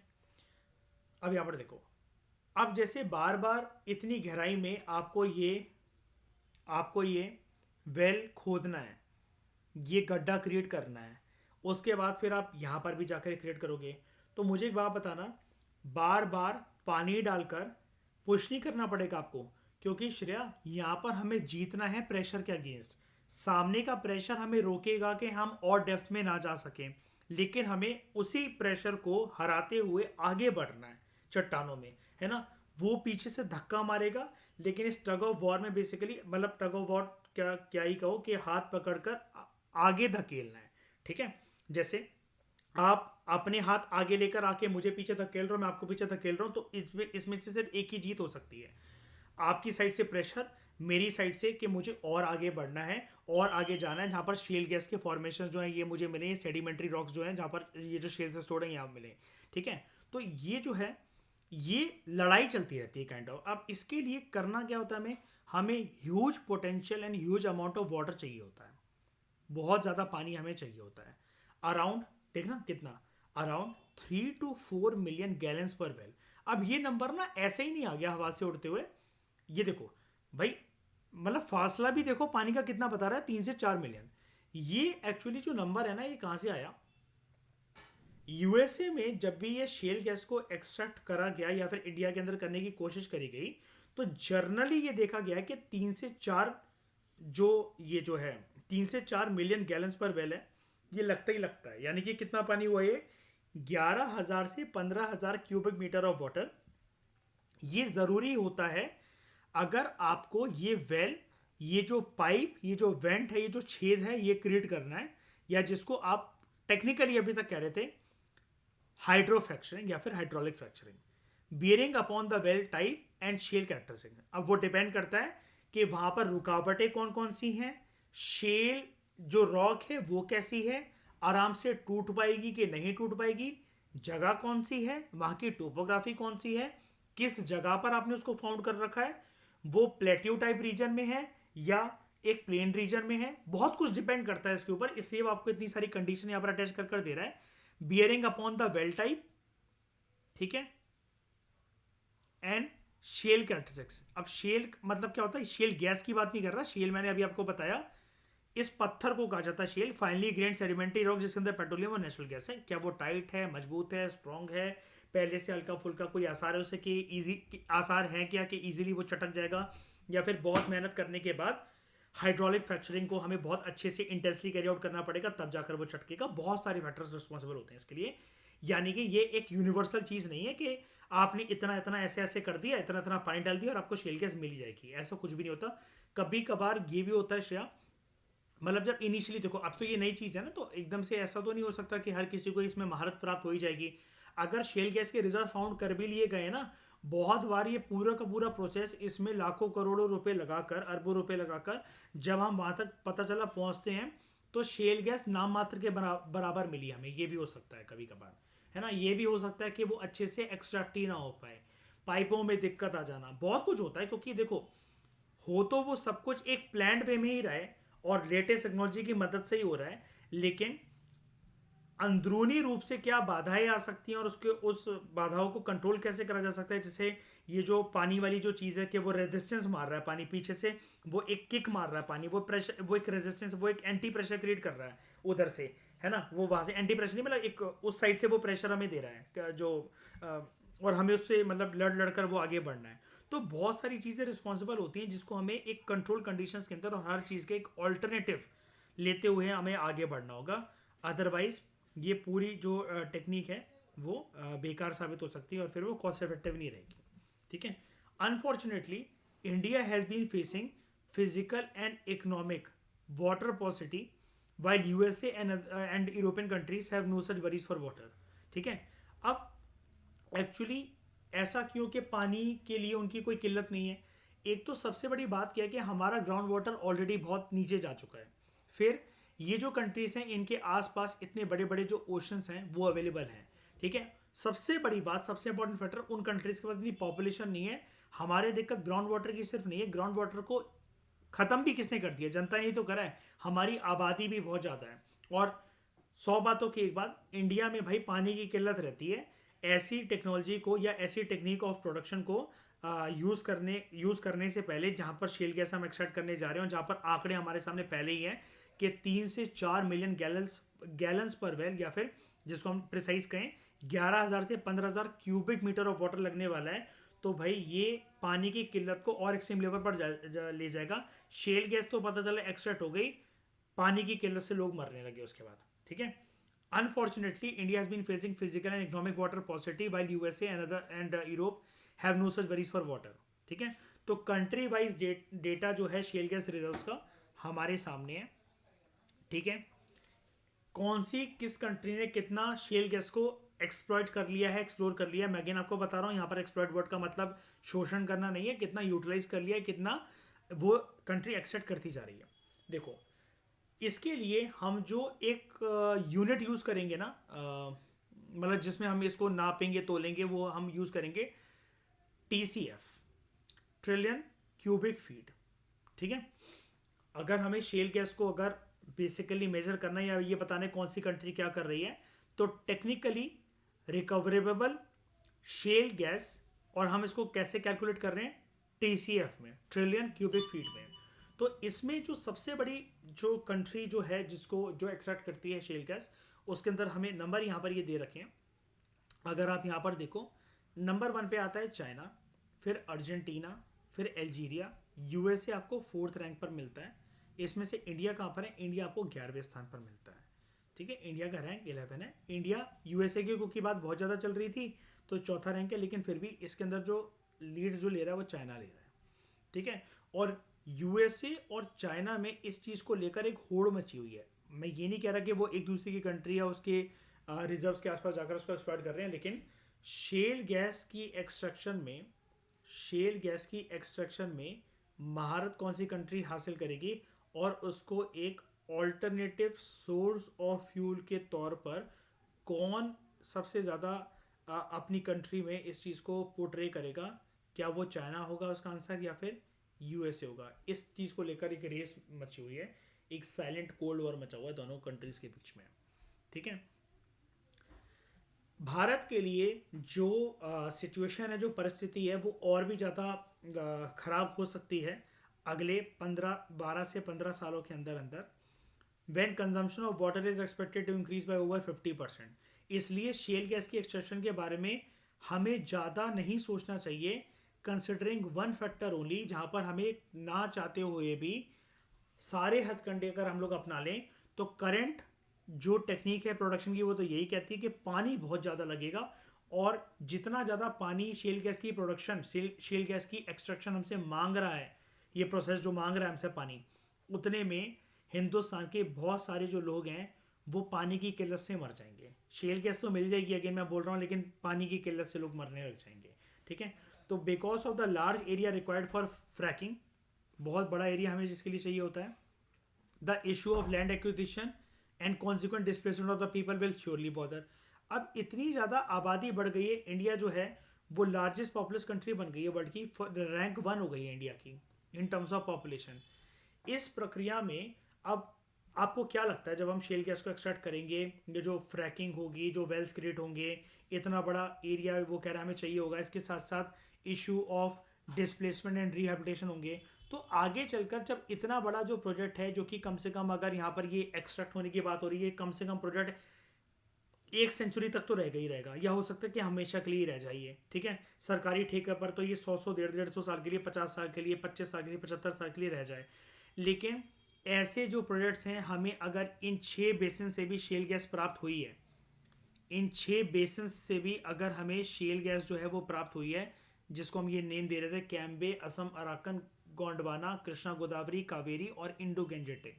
ठीक है, अगर यहाँ पर शेल गैस अवेलेबल हैं तो यहाँ पर हम कितना बड़ा एरिया ले लेकर कितने लोगों को डिस्प्लेस करेंगे, और रिहेबिलिटेशन के लिए अब हमारी आबादी को देखते हुए जगह बची कहाँ है, लैंड इंडिया में बचा ही कहाँ है, कि हम कहाँ से क्या करें। फिर रिहेबिलिटेशन अपने साथ, ये तो साइंस की बुक है तो ये इतना लिखेगी नहीं, लेकिन रिहेबिलिटेशन के साथ साथ और डिस्प्लेसमेंट के साथ साथ लोगों का एक इंपॉर्टेंट चीज़ छिनती है, और वो है उनका कल्चर, उनका कस्टम्स, उनकी लैंग्वेज, और ultimately they do not feel, या फिर ऐसा हो सकता है कि they may not feel being part of India या इंडिया एज अ यूनियन। ठीक है, ये बहुत सारे जो इश्यूज हैं, फिर इंटरनल सिक्योरिटी के इश्यूज भी सिक्योर होते हो जाते हैं, कई लोग फिर बागी ना हो जाए, फिर बगावत ना करने लगे कि इस देश ने हमारे लिए करा ही क्या है, हम ही को शिकार बनते हैं इकोनॉमिक प्रोजेक्ट्स का, हमें ही क्यों भगाया जाता है, बाकी लोगों को तो अपना फ़ायदा मिल रहा है। ठीक है,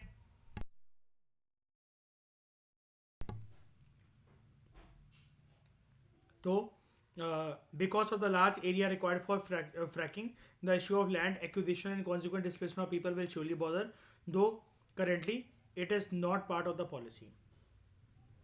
ठीक है, ये अभी जो पॉलिसी जो रखी गई थी, जो ड्राफ्ट पॉलिसी रखी गई थी, उसका पार्ट नहीं है। अब देखो, वैसे ही ना जो पोटेंशियल है कन्वेंशनल गैस की, ठीक है, it is overshadowed by that of shale gas reserves. ऐसा समझा जाता है कि जो पुराने तौर तरीक़ों से जो कन्वेंशनल गैस को एक्सट्रैक्ट करने के जो प्रोसेस हैं, जिसके अंदर हम लोग नेचुरल तरीके से ये जो PNG CNG वगैरह इनकी कन्वर्जन करते हो, कुल मिलाकर जो नॉर्मल वाली जो नेचुरल गैस है, अगर हम उसको एक्सट्रैक्ट कर रहे हैं, वो कन्वेंशनल गैस है, इसकी पोटेंशियल को ओवर शेडो करने लगा है शेल गैस का कंसेप्ट। लेकिन we have a long way to cover, we have a long way to cover in terms of identifying shale gas rich basins. मतलब वो ये आपसे बोल रहा है कि पोटेंशियल है शेल गैस की, लेकिन एक तो लिमिटेशन क्या है कि हम पानी की वजह से शेल गैस को एक्सट्रैक्ट नहीं कर सकते।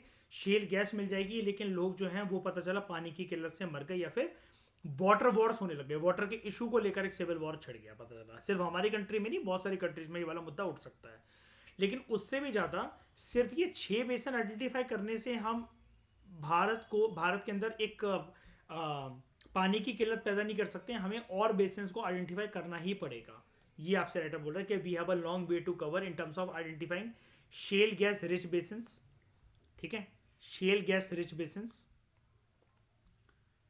And acquiring the necessary technology and experience for extraction of shale gas. और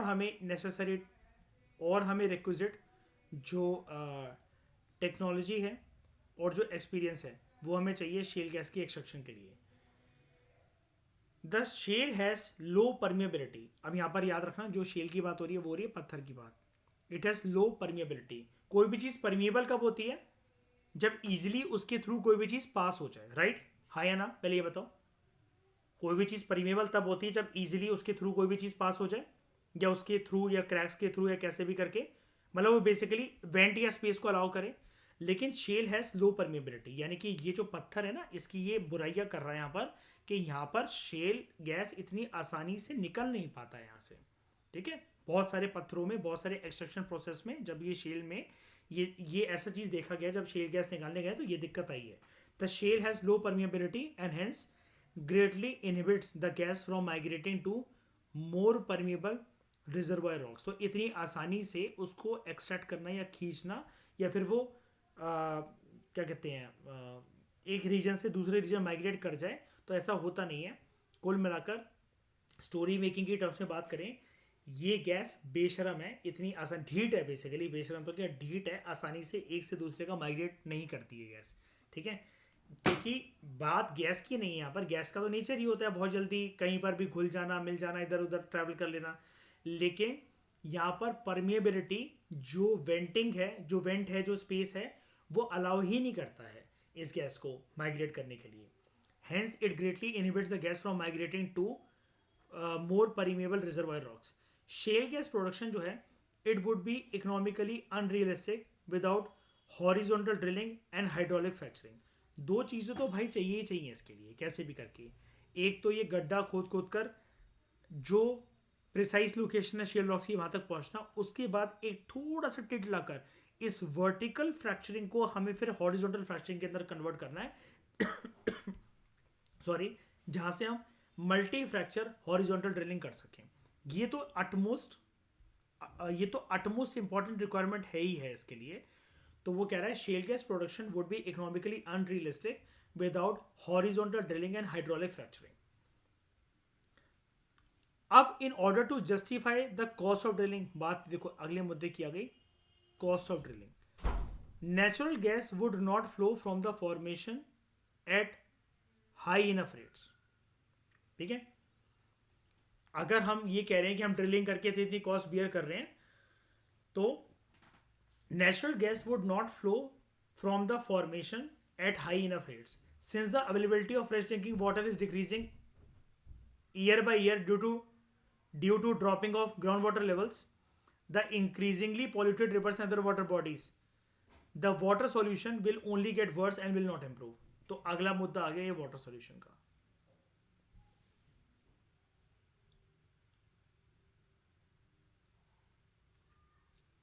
अब ये जो कॉस्ट, ड्रिलिंग कॉस्ट की जस्टिफिकेशन वाली जो बात है ना, राइटर आपको डायरेक्टली इनडायरेक्टली यहां पर ये बताना चाह रहा है कि जितनी लागत श्रेया हम शेल गैस की एक्सट्रैक्शन पर लगाएंगे, उसको निकालेंगे, है तो एक प्रकार की नेचुरल गैस ही है ना, बस वो पेट्रोलियम रिजर्व के साथ मिल रही है इसलिए इसका नाम शेल गैस है। क्या उतने की बिक पाएगी, उतनी कॉस्ट अगर क्या रिकवर हो पाएगी बेसिकली उसको बेचकर? क्या एक बेसन में या फिर एक रिजर्वायर में जहाँ पर शेल गैस का प्रोजेक्ट जो डाला गया है, क्या इतनी सूझबूझ के साथ, इतनी समझदारी के साथ वो डाला जाएगा क्या कि कल को अगर हम उसको स्टोर कर कर बेचे भी, तो एक कंपनी या फिर एक बेसिकली जिसने भी उसको एक्सट्रैक्ट करा था, क्या उसको इतने पैसे मतलब बेसिकली उसके पास बचेंगे कि उसकी वो कॉस्ट भी बियर हो जाए और वो कंपनी या कोई भी जो वो एमएनसी वगैरह वो एक प्रॉफिटेबल सिचुएशन के अंदर हो, राइट? हाँ या ना? ठीक है,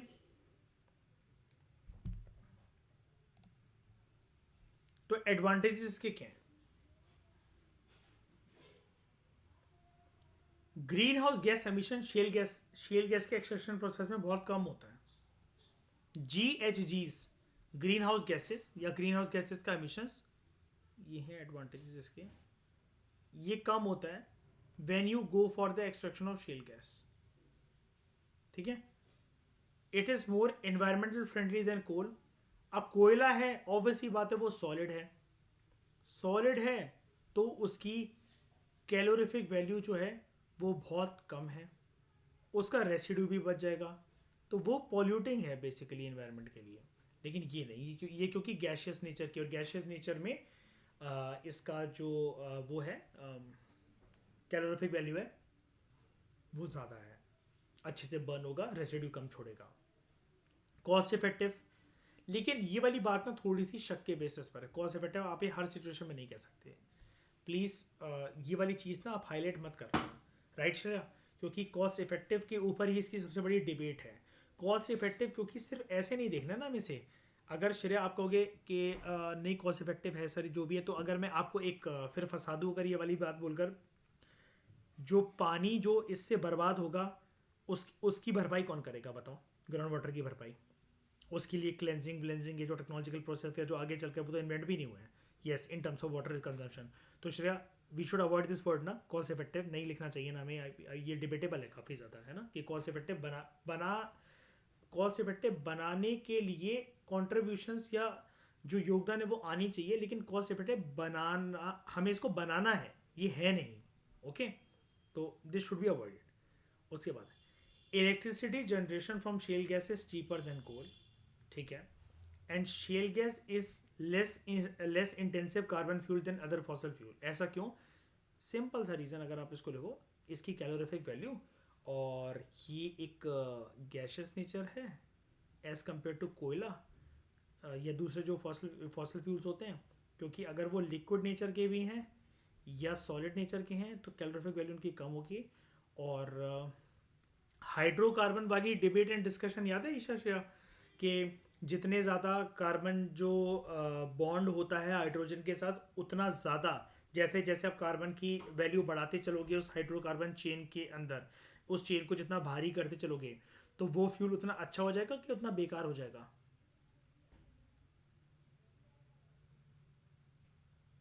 जर्नी आपकी कहाँ से कहाँ जाएगी? हमें कार्बन कंटेंट उसका कम चाहिए होता है ना, राइट, है ना, बेकार हो जाएगा, है ना।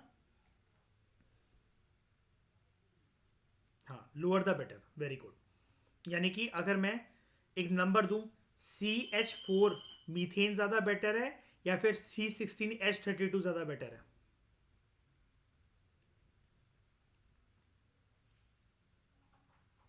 CH4, वेरी गुड श्रेया, ठीक है। उसके बाद हम जो बात नहीं कर रहे थे यहाँ पर गोअर बीन्स की, अभी इसके ऊपर आते हैं। पहले एक बार के लिए ज़रा डिसएडवांटेजेस देख लेते हैं इसके। Extraction process involves green house gas emissions mainly methane. आपको कंफ्यूज मत होना, वो आपको पहले ही बोल रहा था कि लेस है, ग्रीन हाउस गैस एमिशन से लेस है, ऐसा नहीं कि होंगे ही नहीं। लेकिन ये डिसएडवांटेज के अंदर भाई ग्रीन हाउस गैस एमिशन हो रहा है, कम हो रहा है, ज़्यादा हो रहा है, लेकिन देखो हो तो रहा है ना, ठीक है। तो extraction process involves green house gas emissions mainly methane, introduction of chemicals and waste, environmental pollution and methane leakage, ये भी हो सकता है। और मीथेन एनवायरमेंट के लिए हार्मफुल होता है कि फ्रेंडली होता है? मीथेन एनवायरमेंट के लिए हार्मफुल है या फ्रेंडली है? हार्मफुल है। मीथेन एक एनवायरमेंट के अंदर वार्मिंग कंडीशंस पैदा करता है कि नहीं करता है श्रेया? बताओ, अगर ऐसे रिलीज हो जाए, ग्रीन हाउस गैस है तो वार्मिंग क्रिएट करेगा कि नहीं करेगा? अगर ये धीरे धीरे करके हमें दिखे ना, लेकिन साल बाय साल, decade by decade, century by century अगर बीतते चले गए तो ये एक पोटेंशियल ग्लोबल वार्मिंग की गैस बन सकती है कि नहीं बन सकती है, जिससे अर्थ बहुत हीट अप हो सकता है, राइट। और हम एक दिक्कत भी जानते हैं कि सारी गैसें अर्थ से एस्केप भी नहीं हो पाती हैं फिर, है ना। तो एक्सट्रैक्शन प्रोसेस में ग्रीन हाउस गैस एमिशन होता है, there is introduction of chemicals and waste, ठीक है, and environmental pollution and methane leakage. अब ये जो है ना introduction of chemical and waste and environment pollution, अब देखो अगर आप इस डायग्राम कहाँ गया, इस डायग्राम को अगर आप ध्यान से देखो, ये देखो वाटर टेबल के और नीचे जा रहा है, जहां पर ये ग्राउंड वाटर टेबल जो है ना, ये जहां पर खत्म हो जा रही है उसके नीचे और जो पत्थर है उसके भी नीचे ये जाने की कोशिश कर रहे हैं यहाँ पर। और इसके एक्सट्रैक्शन प्रोसेस में आप मुझे बताना, जो ये देखो यहाँ पर क्या था, ये केमिकल्स जो डाले जा रहे हैं, देख पा रहे हो मेरी टर्म, जैसे जो हम लिक्विड के साथ साथ जो रेत डाल रहे हैं, ठीक है, और जो केमिकल्स बेसिकली डाल रहे हैं, ये जो केमिकल्स डाले जा रहे हैं ये आसपास के पानी को या फिर जो भी पानी जो उसके अंदर वो डाला जाएगा उसको और ज़्यादा बेकार नहीं बनाएंगे? बताओ बना सकते हैं कि नहीं बना सकते हैं? इसलिए कह रहा है कि introduction of chemicals and waste and environmental pollution, methane leakage. उसके बाद it produces photochemical smoke, photochemical smoke, और स्मोक आप जानते ही हो कि बहुत खतरनाक होता है, ठीक है। उसके बाद extraction processes like hydraulic fracturing may contaminate the ground water aquifers with methane which consequently affect the aquatic ecosystem, ठीक है। अगर हाइड्रोलिक फ्रैक्चरिंग अगर हम इस तरीके से करेंगे तो जो ग्राउंड वाटर एक्यूफर है, मैंने आपको क्या बताया अभी, वाटर टेबल के भी नीचे तक ये जो पत्थर है वहाँ पर, वहाँ से पाइप होकर ये जो है वो जा रही है, ठीक है, which consequently affect the aquatic ecosystem. Hydraulic fracturing process में ट्रिगर सीज्मिक एक्टिविटीज, ठीक है। सीज्मिक एक्टिविटी समझते हो, जैसे जो अर्थक्वेक जिससे आता है ना, जो शेकिंग एंड वाइब्रेशन जो होती है उसको सीज्मिक एक्टिविटी कहते हैं, ठीक है। Pollution can also occur through री इंजेक्शन वेल्स, ठीक है। आप जो बार बार ये जो आपने जो कुल मिलाकर ये जो यूनिट बनाई हुई है, इसके अंदर जो भी चीज़ें आप डालते चलोगे, फिर वापस देख रहे हो गैस जो आउटफ्लो हो रही है, फिर आप लिक्विड डालोगे, फिर वो बाहर निकालोगे। तो ये जो वेल्स हैं और जो री इंजेक्शन वेल्स हैं जिनके थ्रू आप बाहर कुछ ना कुछ चीज़ें जो ये अंदर बाहर जो आप करते चले जा रहे हो, इसकी वजह से भी यहाँ पर राइटर आपको ये बोल रहा है कि pollution can also occur through this process, ठीक है। उसके साथ साथ अब हम लोग अभी डायग्राम को तो देखते हैं ज़रा। चलो पहले डायग्राम ही देख लेते हैं एक बार के लिए अच्छे से डिटेल में। शेल गैस का एक्सट्रैक्शन प्रोसेस, ठीक है।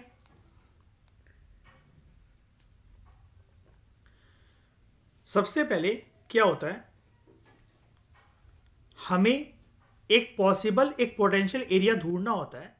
अगेन वो वाला काम टेक्नोलॉजी की मदद से हो जाता है कि ये जो है, जैसे ये वाला काम ना हर जगह होता है। जैसे आपको पेट्रोल जो है फाइंड करना है, क्रूड ऑयल के रिजर्व्स देखने हैं, कुछ भी ऐसी चीज़ें धरती के अंदर से देखनी है, टेक्नोलॉजी के माध्यम से आप सबसे पहले एक जो डिज़ायर्ड स्पॉट है जहाँ पर वो चीज़ आपको मिल सकती है, आप सबसे पहले वो एरिया आइडेंटिफाई करते हो, ठीक है। आपको वो एरिया मिल गया, उसके बाद आपने वहाँ पर जो है ये अपना इंफ्रास्ट्रक्चर जो है वो क्रिएट करा। आपने वहाँ पर एक वेल या जो एक मोटी सी जो पाइप है या जो एक ये जो गड्ढा है, ये आपने क्रिएट करना शुरू करा, आपने इसको भेजना शुरू करा, ओके।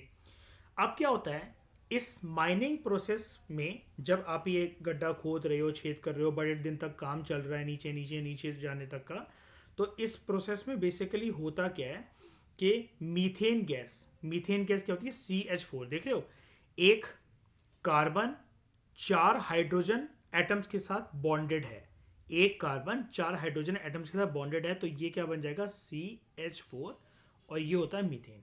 मीथेन जो है इसमें एस्केप होता है इस प्रोसेस में। यानी कि देखो, शेल गैस की एक्सट्रैक्शन प्रोसेस में ही मीथेन रिलीज हो रहा है श्रेया, यानी कि एक ग्रीन हाउस गैस रिलीज हो रही है इसके एक्सट्रैक्शन प्रोसेस में। एक तो सबसे बड़ा इसका डीमेरिट यही बन जाता है। चलो ठीक है, वो कम मात्रा में रिलीज होती है अलग बात है, लेकिन हो तो रही है फिर भी, ठीक है। बूंद बूंद से सागर बनता है, ऐसी हर जगह पर अगर शेल गैस की पोटेंशियल अगर हम ढूंढने लग गए और इस प्रकार की अगर ये जो है ड्रिलिंग करने लग गए, तो हर जगह पर दुनिया के अलग अलग कोनों में अलग अलग कंट्रीज जब इस प्रोसेस को अपनाएंगी तो वो मीथेन रिलीज करेंगी डायरेक्टली इनडायरेक्टली, ठीक है। फिर क्या है, हम जो ये वेल क्रिएट करते हैं, इसकी साइड में हम लोग मोटे मोटे सीमेंट के पिलर्स जो हैं वो लगाते हैं, जिसको सीमेंट कास्टिंग कहते हैं।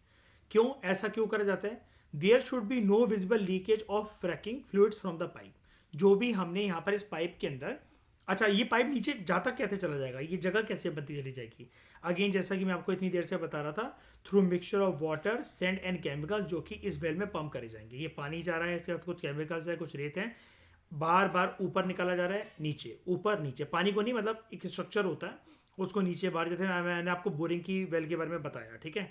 वो गया अंदर, जगह बनाता चल रहा है, जगह बताता चल रहा है, एक गड्ढा गहरा होता चला जा रहा है, ठीक है। अब क्या होता है, जिस जगह पर, जैसे मतलब मान लो अभी वाटर टेबल के नीचे चला गया, अब इसके नीचे अगेन यहाँ पर सॉलिडिफाइंग रॉक्स हैं, ठीक है, ये यहाँ पर गया, उसके बाद यहाँ पर again there is possible flow of methane, फिर से यहाँ पर मीथेन के फ्लो होने के पॉसिबल चांसेस हैं अलग अलग जगह पर, ठीक है। Holes in the well casing allows fluid to exit and gas to enter. हम लोग बेसिकली क्या करते हैं, ये जो वेल था जिसके अंदर सीमेंट कास्टिंग हमने कर रखी थी, कभी कभार we create holes in it, कभी कभार के मतलब आगे चलकर जब ये रास्ता जो होता है we create holes in it, ताकि जो फ्लूइड है वो बाहर निकल सके और गैस यहाँ पर एंटर कर सके, ठीक है। अब गैस हमें धीरे धीरे करते करते ये जो शेल रॉक्स से मिलती चली जा रही है, मिलते चली गई, ठीक है। स्टील पाइप भी हमने यहाँ पर लगा रखी है। तो आगे चलकर फिर क्या होता है, प्रॉपर तरीके से जिस लेयर में हम लोग पहुंचे हैं जहाँ पर शेल रॉक्स हैं, ठीक है, यहाँ पर high pressure fracking fluid creates pathways of fractures within the shale formation, while sand is used to keep these fractures propped open.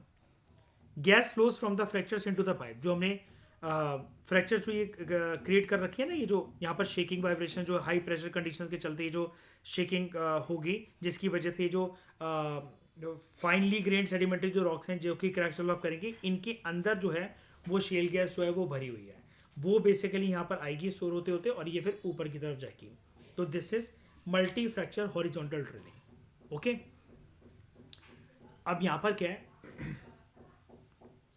उसके बाद ये जो जगह है ना, ये वाली यहाँ पर अगर आप इसको देख लो, सिर्फ इतनी जगह को, और इसको बड़े डायग्राम में अगर आप यहाँ पर देख लो, देखो ये अलग अलग जगह से हमने यहाँ पर क्या कर रखा है, ये जगह बनाई थी।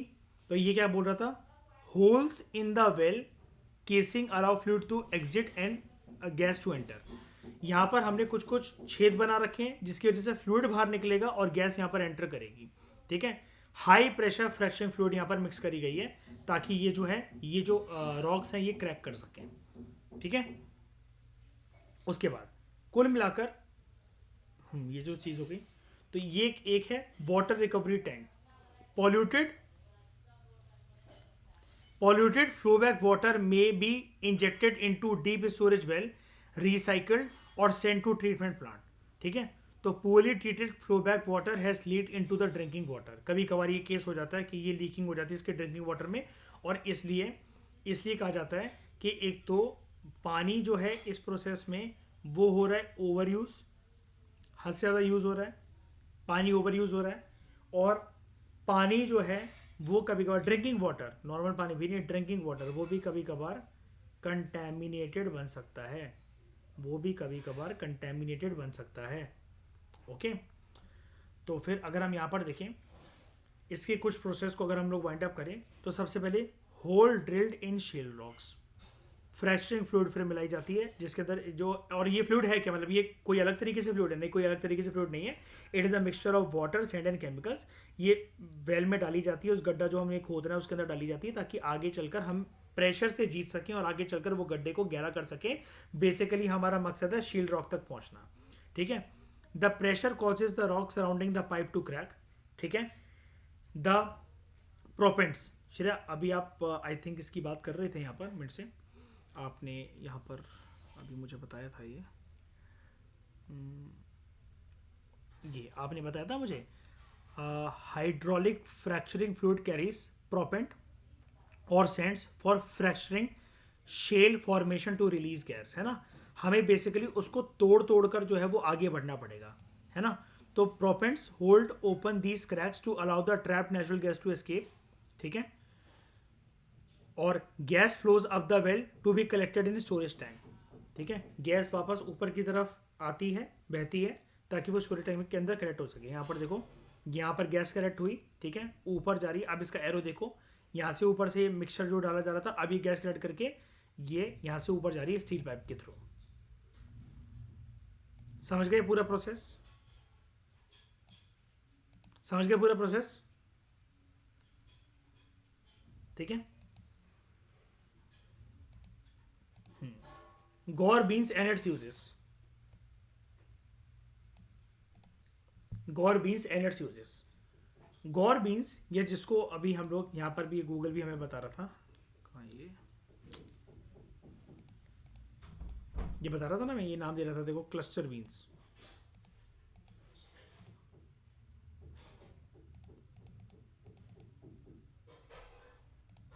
तो गौर बीन्स या cluster beans, they have been cultivated in northwestern India and Pakistan for at least several centuries.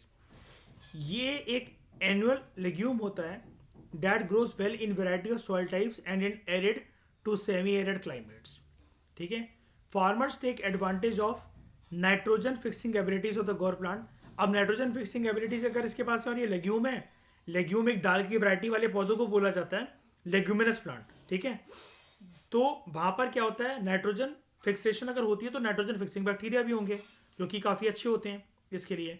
ठीक है, तो annual legume that grows well in a variety of soil types and in arid to semi arid climates, farmers take advantage of nitrogen fixing abilities of the guar plant by using it as a green manure crop. ठीक है, guar gum is water soluble और ये use करी जाती है as a recipe as a thickener. ठीक है, किसी भी चीज़ को गाढ़ा बनाने के लिए। It is very similar to corn starch. ठीक है, ये जो कॉर्नफ्लावर होता है ना, ये आपको देख लो, ये कॉर्न स्टार्च, ये जो कॉर्नफ्लावर होता है ना, बिल्कुल उसकी तरह होता है ये। ओके, ये भी एक क्रॉप बेस्ड प्रोडक्ट है और गोर गम भी एक क्रॉप बेस्ड प्रोडक्ट है। ठीक है, तो it is use to thicken dairy product such as milk, दूध को गाढ़ा बनाने के लिए, योगर्ट, चीज, आइसक्रीम एंड शरबत। इन process foods, guar gum is use as thickener in salad dressing, sauces, ketchup, soup, and many other products. During 2012 to 2014, गोर गम की डिमांड काफ़ी ज़्यादा हाइट थी कि वो यूज़ हो सके इन हाइड्रोलिक फ्रैक्चरिंग टेक्नोलॉजी में फॉर शेल गैस एक्सप्लोरेशन। और हमसे ये मेजर कौन सी ऐसी कंट्री थी जो कि इंपोर्ट कर रही थी, हमसे एक्सपोर्ट करवा रही थी? Which country? क्या पढ़ा अभी हमने?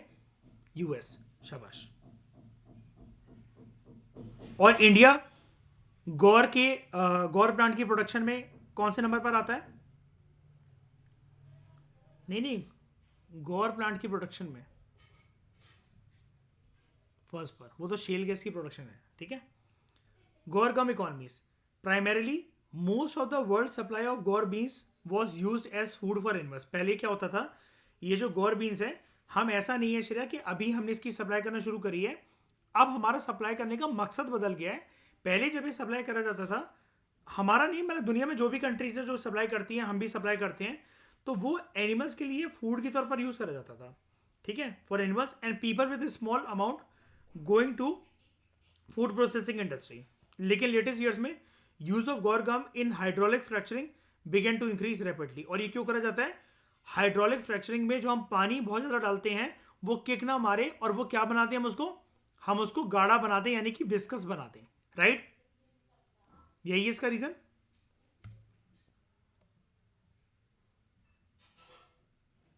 ठीक है, जैसा कि आप बोल रहे थे, guar gum makes fluid more viscous and helps in creating effective pressure for fracturing. ठीक है, ये क्लियर हुआ? शेल गैस हमने पूरा टॉपिक कंप्लीट कर लिया है, अच्छे से समझ में आया? कोई डाउट, कोई भी दिक्कत है इस डायग्राम में, या कुछ भी चीज़ पूछनी है एक्स्ट्रा, बताओ।